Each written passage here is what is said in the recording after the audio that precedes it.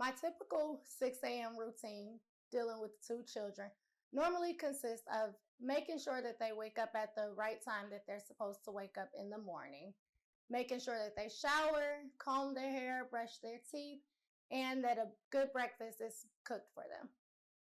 I divide my energy with two kids, normally by finding activities that we can all partake in together, as well as when they want to have separated time with their friends, finding an activity that I can do with them one on one.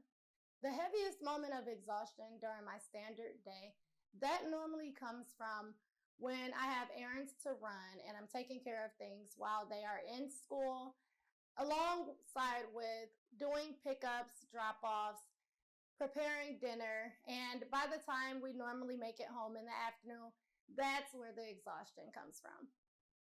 The very first small favor that I actually accepted from someone, I would say that that would have been accepting help in regards to feeding my children when my money fell short.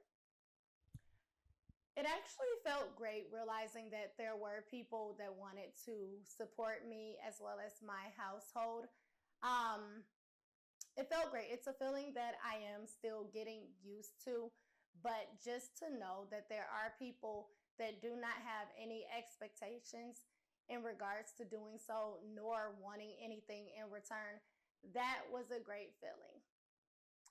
The best advice that I would offer to someone else in the same situation is for them to keep their heads up, for them to know that anything that is thrown their way, anything that they are dealing with on a day-to-day basis, a week-to-week basis, or a month-to-month basis, that things will not always be the same, that things do prosper, things do look up, and there's no limit. There's no limit to what you can do. There's no limit at all to how your life could turn out. Your life is ultimately what you make it. I think my current co-parent relationship is pretty good. It's not bad. Like it could be better. I think we lack in like communication. So like if I say something about like, oh Alea, she needs to be doing this by this certain time, it's like it turns into an argument quick. But I feel like that's something we're like trying to work on.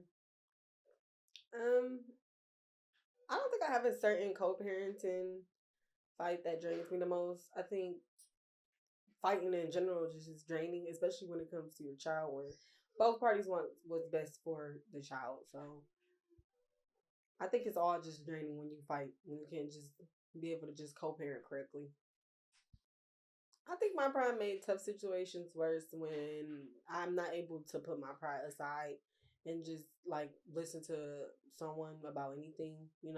I'm not 100% right and I don't know everything, and parenting definitely doesn't come with a guidebook. So I think in certain situations, what is best is for me just to put my pride aside and sometimes just listen.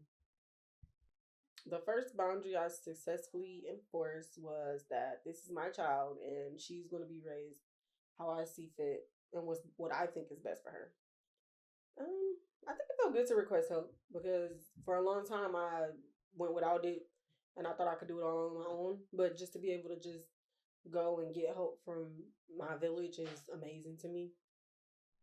I think the advice that I have for someone in this situation is just always be open to help.